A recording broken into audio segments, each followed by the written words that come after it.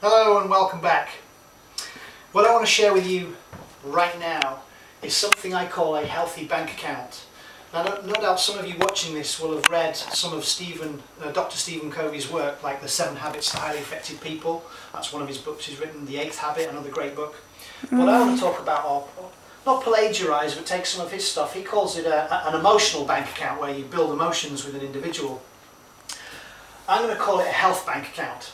And what I realised about a health bank account is that, similar to Dr. Stephen Covey's emotional bank account, you want to make deposits but not to take withdrawals.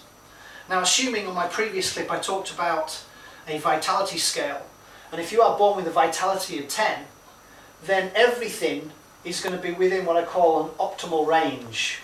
And on here, you've got things what I call your macro and micronutrients. So on the x-axis I've got macro and micronutrients, on the y I've got your deposits. Now those could be any figures. Sometimes we use international units, it could be milligrams. I haven't labelled it of any of those things. So just dealing with what we call the macronutrients, the proteins, fats and carbohydrates, our bodies obviously require those to varying degrees. Now there are different types of carbohydrates, carbon, hydrogen, oxygen. There are lots of different types of fats. The basic ones we know are saturated, PUFAs, polyunsaturated fatty acids and mono. There are others, and also proteins. There are 22 amino acids, of which 9 are essential. What I mean by that is they've got to come from your foods.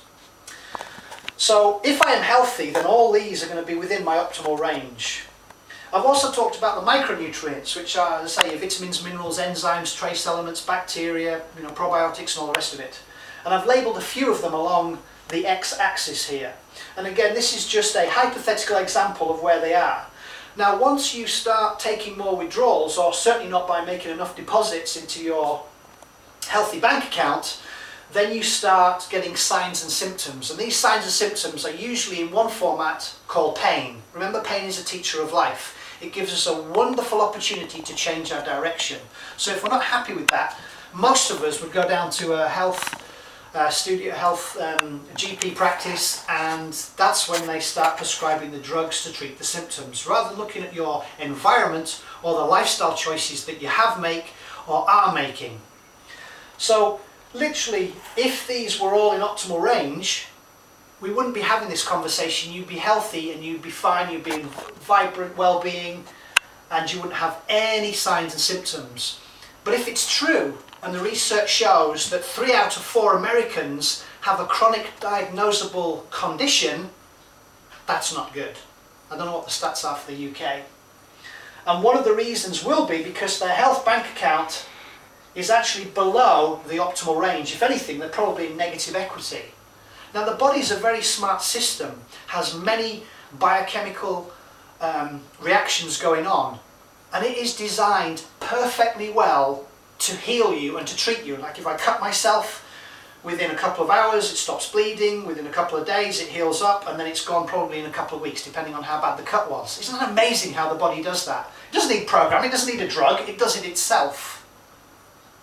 Well, if you are deficient in something, then obviously it's going to mutate into something else. In other words, the body's going to talk to you. A classic example I give is a headache. There are generally 4 or 5 reasons why you get a headache. 1, you're dehydrated. 2, you're stressed. 3, the lack of macro and micronutrients.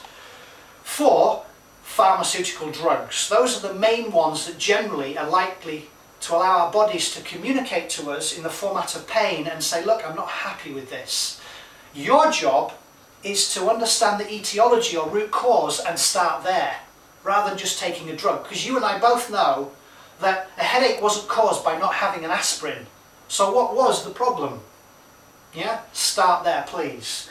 Hopefully, from a visual point of view, for those of you that are more visual than auditory or kinesthetic, you will understand this. And you'll be able to take control. Now, I'm not saying that you suddenly start taking loads of vitamin E, because vitamin E, a lot of the pharmaceuticals that make the stuff, it contains tocopherol. But that's a synthetic version. Vitamin E is about 8 different strands to it, alpha, beta, gamma and all the rest of it. So make sure it says mixed. I think Unique E is probably one of the best from the web to take. But like I'm saying, you don't know what your level is. So find out if necessary. Hair tissue mineral analysis will certainly help. But you need to be within that range. And when you're in that range, life is great. Then you don't have any signs and symptoms. Thank you very much for listening. Have yourself a wonderful day. I'll be back. Bye for now.